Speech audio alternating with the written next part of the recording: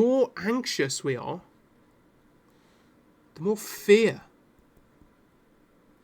that we experience, the less our brain is going to function. And if our brain isn't functioning, then we become slaves, serfs to the system.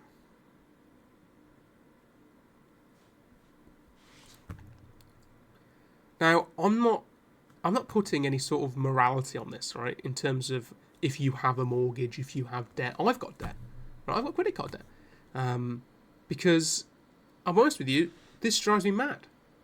I will go through periods of very intense, deep thought, deep thinking, and periods of retreat into myself, where I'm not the best version of myself, and this drives me mad, and other things drive me mad.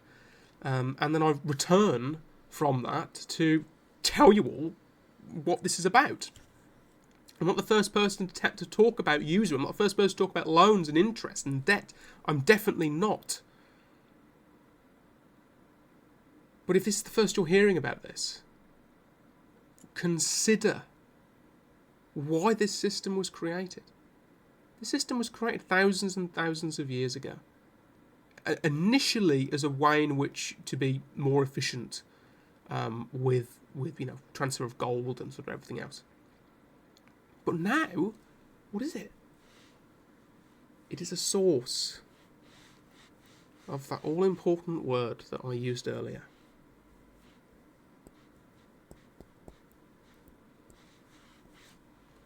Control. Money is a source of control. Because if you're so busy paying back debt, you're never going to think. If you're never thinking, you never get a time to breathe, you're always going to feed into the system. Money is by far the most all-pervasive control mechanism that we have today. And whether it's stocks, shares, bonds, it's everywhere. Right? What you're buying is debt. I mentioned earlier that we have a debt-based economy. What a debt-based economy means is that everything we do is based around debt and owing money. So government one. So government one. Government two. Yep. 1 and 2. So government one and government two, they are constantly lending from each other. So each government is backed by each other.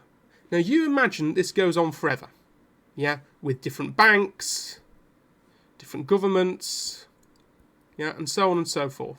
What you have is that this is the economy. So that when you are tapping into this, when you're you're buying stocks and shares, and you're trying to make money, from finance, what you're doing is that you're buying another person's debt. A bond is merely government debt. Yeah? That's all that is. So you are constantly buying someone else's debt. That is how the money system works. And I really try my best not to interact with it, because it's fundamentally evil. Now, like I said, I have credit card debt, and I know I shouldn't have credit card debt, but I do. And the reason for that is because sometimes I just don't want to work. I just don't want to work, and I want to really go into something in much greater level of depth in terms of thought, and that's what I do. And then I I work out of it. But because I know how this works, I rarely have to tap into it. And when I do tap into it, I try and create something of value for people to buy. But I know I'm contributing into the system, and that bothers me. So how then do you deal with this? Well, money's everywhere. It's all pervasive. Money isn't necessarily evil, but the instruments that are used are. Usury is most certainly evil. No doubt about that. Fractional reserve lending, not so much. But usury most certainly is. So let's look at this, right? So globally, total debt exceeds total money by design. Governments, corporations, individuals all owe trillions more than exists. This isn't a temporary imbalance to be corrected through prudent policy, but rather it is a permanent state that interest-bearing debt requires. Some must always default, some must always lose. The game is rigged not through corruption or incompetence, but through its fundamental mathematics. The rich understand this instinct, which is why they borrow to invest rather than saving to purchase. Debt is a tool when you have assets and access to low rates, but it's a trap when you don't. A property developer borrowing at 3% to build a complex that appreciates at 7% gets rich using other people's money. A worker borrowing at 18% on credit cards to cover rent gets poor doing the same thing. The mechanism is identical, however the outcomes are opposite because the system is stratified. Yeah, something that you guys will hear probably more often than not is OPM. OPM is other people's money. This is how the rich, the people who understand money, this is how they stay wealthy. Because all they need to do is they borrow, let's say they borrow at 5%. Yeah, 5%. So they owe 5% interest on what they borrow. But let's say that they buy a business, and this particular business, well, they bought the business, and it's making 15% profit. Well, what we call here is cash flow covers debt service. That's what that means. So your 5% interest minus the 15 means that really your true profit is 10%.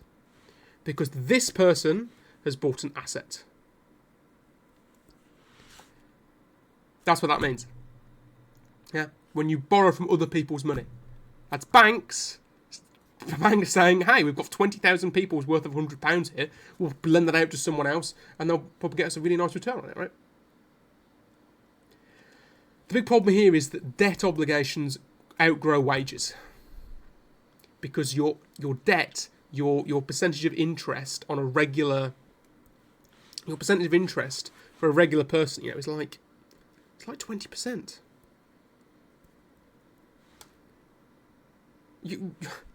Your wages aren't increasing at 20%. They're probably increasing at 3%.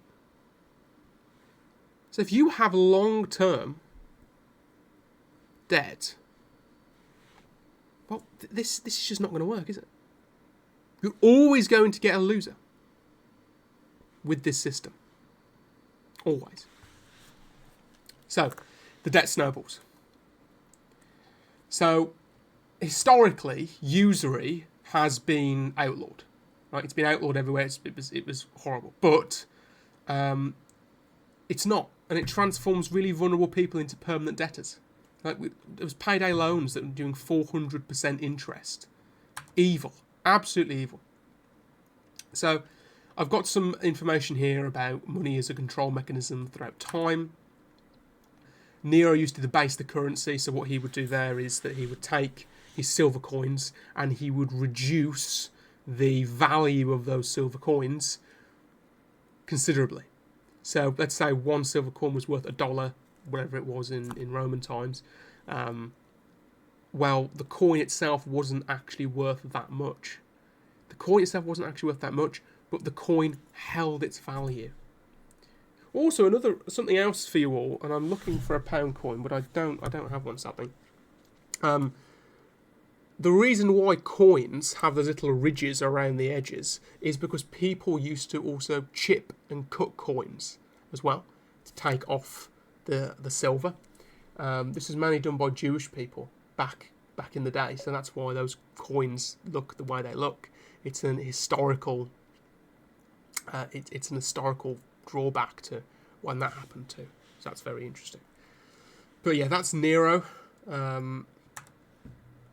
Medici banking dynasty. So families do this, right? The Medicis, they would lend to governments, they'd lend to the church, they'd lend everywhere. The Rothschild network. I'm not going to go into the Rothschilds today because there's a lot to go into on the Rothschilds. Now, the Rothschilds are a old banking family that consistently and often screw over countries for their own wealth, for their own, for their own value they're trying to extract. Got some modern financial imperialism here, so you can learn about that if you want to learn about that. Now, this is the big one that I want to talk about. I've mentioned this earlier. I'm going to mention it again.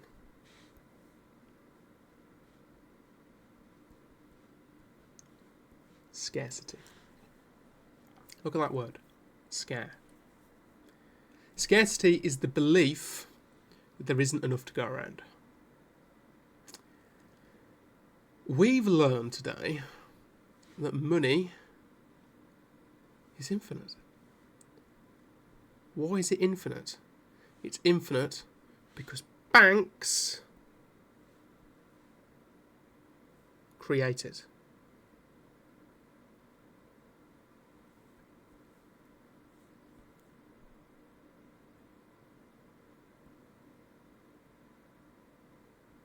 Yeah? If banks can create something out of nothing, that's what money is, by the way. It is something out of nothing. Then we don't need to have any of these boom bust cycles, any of these issues. We don't need to have that.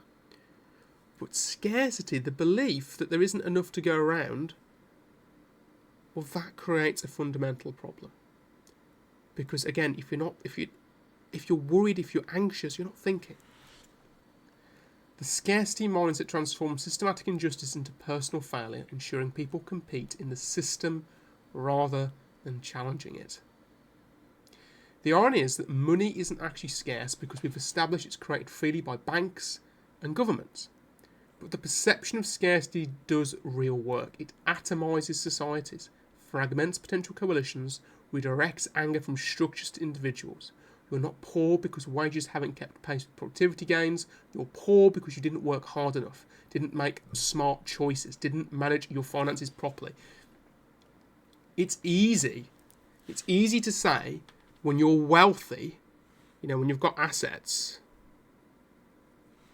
to blame the poor. Yeah, it's easy. I'll be honest with you, I used to do this. Before I understood this,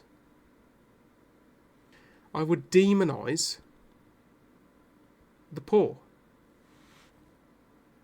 The reason why I do that is because I didn't want to associate myself with them. I didn't want to associate myself with their decisions that they're making. But when I understood usury, I got it. I got that these people aren't evil at all. They're victims. They're victims of a system that is fundamentally designed to keep them exactly where they are. That's what this does. It keeps poor and vulnerable people exactly where they are on the social hierarchy. And the more people that can understand this, the more people that can understand that actually poor people are victims. They're victims of a system. Let me tell you one thing. I'm not saying that the answer here is communism.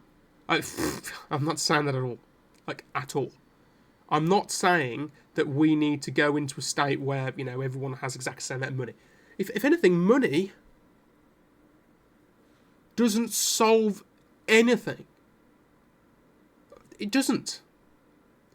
Right? Money, sure, right? It gets us food, water, housing. Right? It gets us these things. But that's about it. Money then becomes abstract. right? So this is abstract, yeah?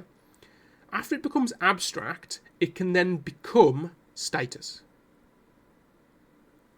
It can then become relationships. Ego. Yeah? And that can then become self-esteem. Self-image.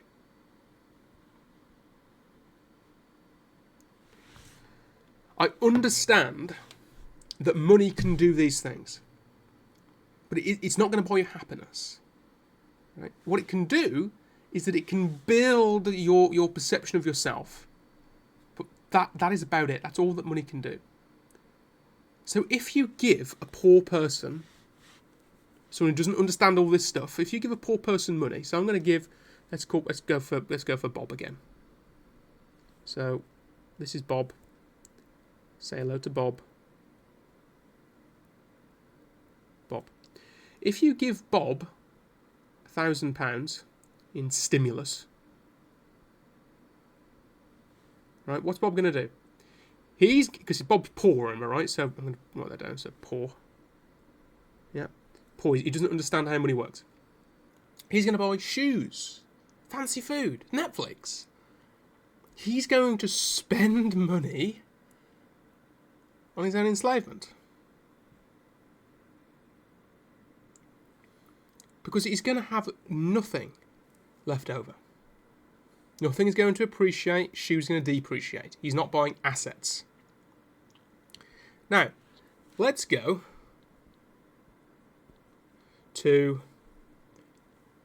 for a name, Sam. Now, Sam isn't super wealthy, but he understands how money works. So we're going to put him down as wealthy. He also gets a £1,000 stimulus, okay? Well, what's he going to spend it on? Well, he's going to spend it on assets. He's going to spend it on shoes. He's going to spend it on stocks. Shares. Bonds.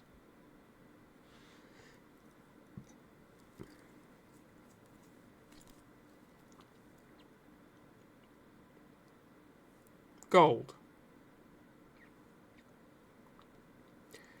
He is going to spend it on things which will either maintain their value or they will increase in value. And that's the difference. When you are buying debt, let's say that Sam here buys Netflix stock. Well, Bob here has just bought a Netflix subscription. So this Netflix subscription is paying for his stock, which should increase in value over time. So over time, let's say that we give, Bob and Sam $1,000 a month for 12 months continuously. And we're going to assume that their material needs are met. Right, so the material needs are met. They don't need any extra food. They don't need any extra water. They need extra housing. It's all met. We're going to make that assumption. Not a real assumption, but it's going to be an assumption. Well, as Bob spends money, he's going to end up exactly where he was before this. He's going to be at 0. Yeah? Whereas Sam, well, he isn't going to be at 0, right? He's received $12,000, $1,000 a month, $12,000 in stimulus. Investing in these particular ways, he's going to have more than $12,000 back. How has he got the extra more $12,000? Because Bob has given it to him. Through these. This is why I don't believe that we need to have a financial solution to these problems. A financial solution just isn't going to work. At all. By the way, I'm writing quickly here. So if you see me make a spelling mistake, tough. I've got terrible handwriting. But you get the idea. A financial solution just feeds into the same system. So there is no financial solution. Communism won't work because of this. And I want to tell you a personal story. Girlfriend of mine, an ex-girlfriend of mine, her family was dirt poor. Okay, there was 7 people to a 3-bed house. 7 people. So there's the mum, stepdad, then there was 3 sisters, and 2 brothers. Okay, so 5, 6, 7 people in total. And this house, it was rented. Got a rented house, okay? So these people, the mum worked, by the way, and the stepdad, he, a bit of a bum, to be honest with you, so not really relevant in terms of wanting to not work, so I'll put down. And they got the kids. Now, in this rented house, what happened is the stepdad, his family had bought into what they call a community trust. Community trust. Another word for community trust, by the way, is a cooperative. Not the cooperative if you're in the UK, but a cooperative. And what this means is loads and loads and loads of people got together 50 years ago, and they collectively, they put their money together, and what did they buy? They bought houses. Lots of houses. Tons of houses. So this cooperative, this community trust, owned all of these houses. We'll make some more houses there, look. So what happened? Their money went up. But because there was so many people, because there were so many of these people, what happened is that they all decided, well, we'll just take care of our children. So they kept buying houses. They kept buying more and more houses. Because their money, their assets increased in value, and they kept putting money in more and more and more houses. So what took place is that over time, these people, what happened? Sadly, they died. I don't want to laugh, but they died, right? So sadly, they died. And whenever one of these died, well, they had an estate to manage. So the community trust, or the cooperative, the co-op, they had to sell houses. So whenever a house was sold, all of a sudden, cash, rather than being an asset, became liquid. Liquid just basically means that now you've got cash on hand, right? It's not locked. It's not locked up in an asset, right? Because if you've got like 5 acres of farmland, that is an asset that you can use to make more money from it. You can't just get cash. You need to then sell it to get the cash. So now all of a sudden, we've got cash. And because the stepdad, he was what we call a beneficiary. Beneficiary basically means he's put no money in at all in his lifetime, but because he was the son of one of the people that did, he now received cash from this happening. Now, what happened?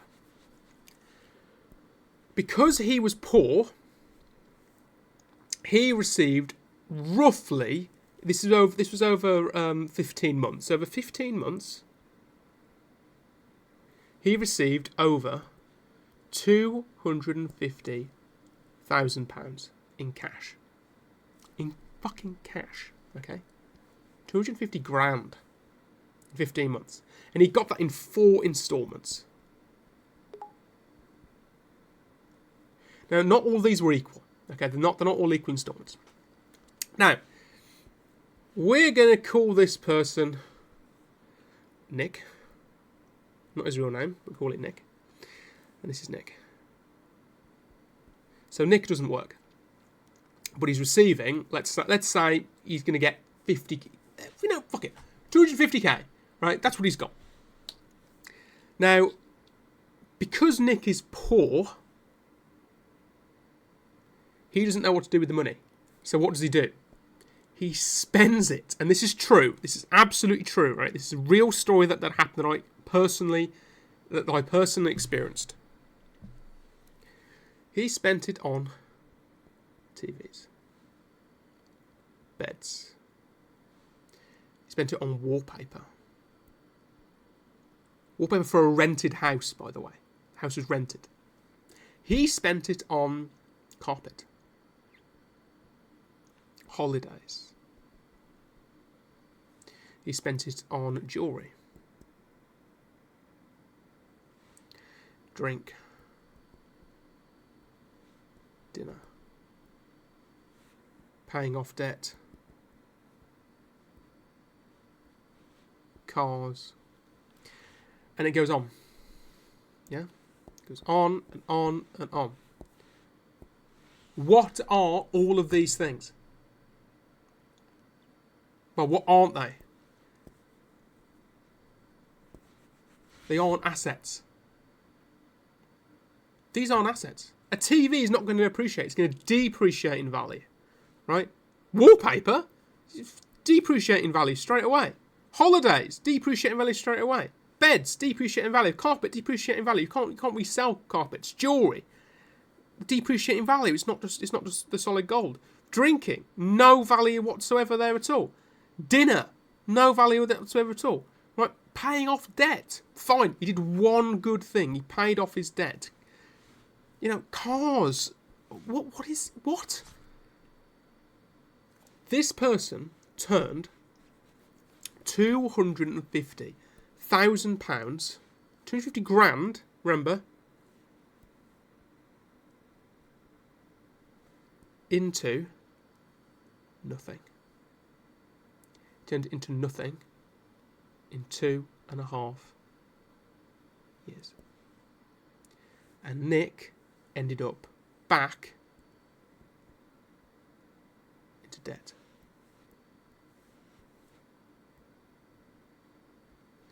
And not only was he back into debt, he's homeless. And I'm not joking about that. He is now homeless. Now, why was it that before this he wasn't homeless, but after this he was?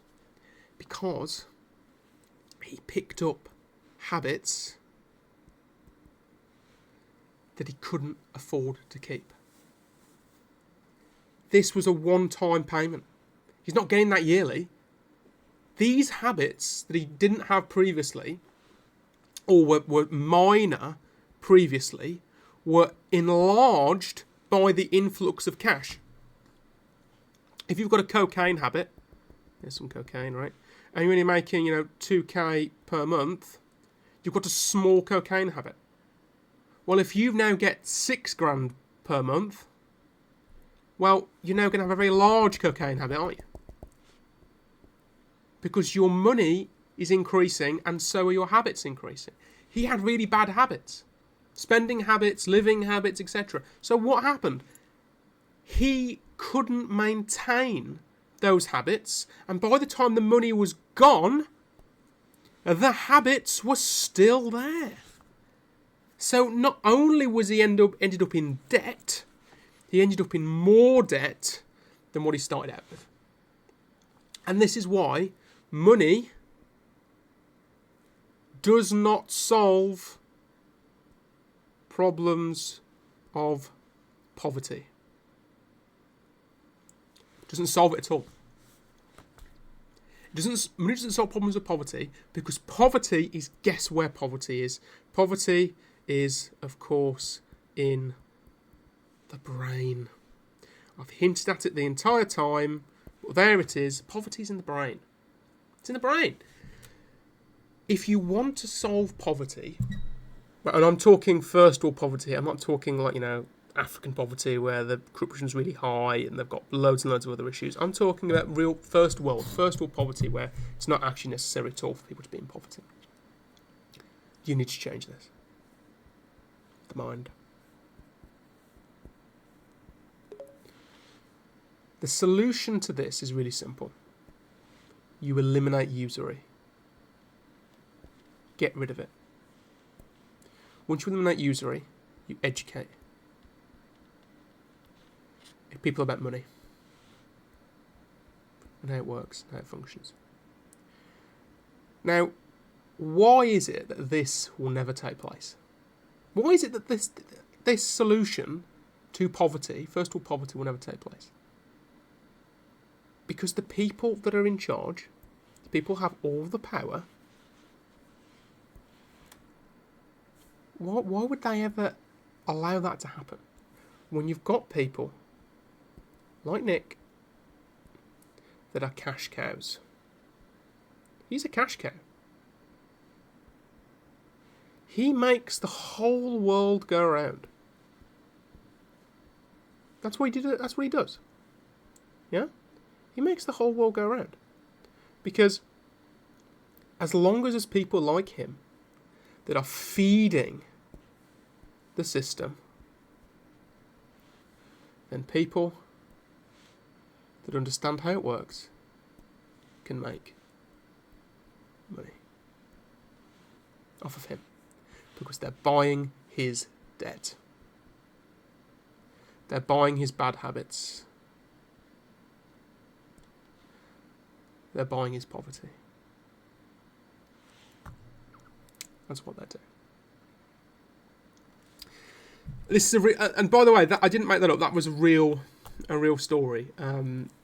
When I was dating that girl with the situation, I believed in communism. I believed in socialism to a degree, and it was seeing this that made me realise that anything which has money at its centre, capital as its centre, just isn't going to function. It's not going to work unless you tackle the mind. Unless you tackle that mind connection, it doesn't matter what you do. You can give these people, millions, and they'll still spend it. I genuinely believe if you start at zero, if you reset everyone to zero, within a year, 2 years, the people who are at the top now will be back at the top again. Because they perceive the world differently. Because of their education has been different than the rest of us. So money, therefore, is a source of control. It is an absolute source of control. And unless, I'll make this dead clear for everybody, the most insidious part about money is consumerism. Because if you're going into debt to buy stuff you don't need, shoes, food, holidays, then you are buying your own slavery. This is the most insidious form of slavery that there is. Because your shackles are your own choices. Right? You have this perception that your own choices are screwing with you. And honestly, they are. They are screwing with you.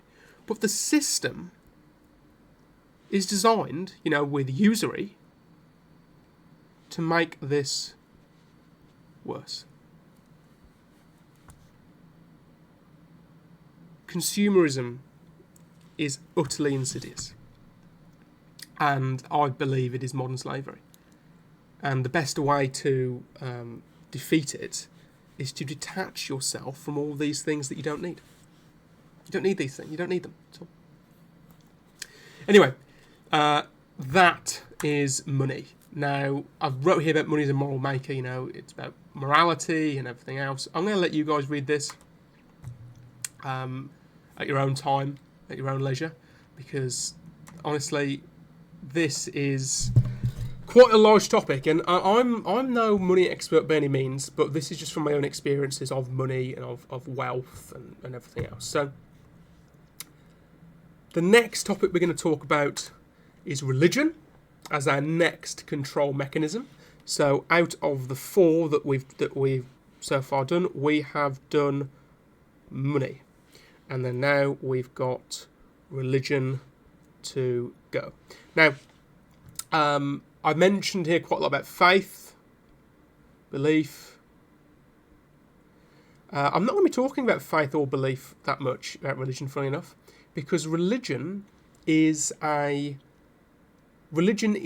organised religion. How it is organised in such a way that it controls you.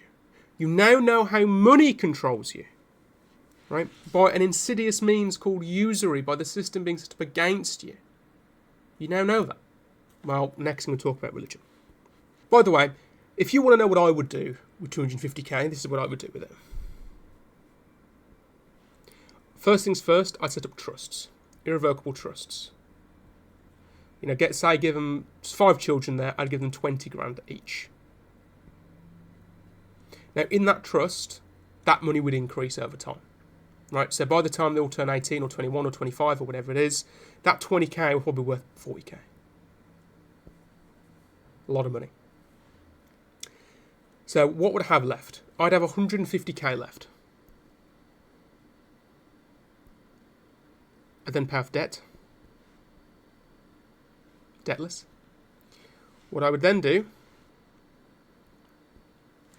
now, judging by they're living, you know, they're basically renting.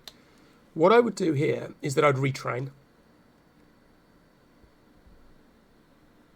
Because if I'm not able to actually make money and you know, own a mortgage and all these different bits and pieces, if I want to actually get myself out of this state of servitude permanently, then what I would do is that I would retrain into being something highly useful. Right? Highly useful within the system. Or if I knew someone, I would I would look at my skills that I have, and I would then bet on those skills. So I'd say, look, let's say if I knew a farmer, I'd, you know, invest in some land that he had. Or if I'm a psychologist, I would probably go and buy into a load of networks and start networking with loads of different people, so that I would increase the value of my business. So, yeah, if I had that amount of money, I'd create trusts for the children. I would then reinvest that in either retrain or go into a network as well. Your network is your net worth. And I would fundamentally transform that money into assets. And that's the game, guys. It's taking this immaterial thing, money isn't real. I keep saying money isn't real. And turning it into something that is. That's the game. Alright, folks. That's money. I hope you've enjoyed that. And I'll see you for religion in the next video. Hello, folks. If you have enjoyed that video and you don't want to wait for the other 3 and maybe even the other 4 to come out, I'm going to be releasing one of these each month, then you can watch them all right now by going in the description below and joining the school community. It is free to join. So if you're impatient, join that. As I said before, it's totally free, and you can watch all of those videos about those levers of power right now. So don't delay, don't wait. If you're impatient, come join my school program. It's totally free, and watch them now. Thank you all. I'll see you in the next one. Take care.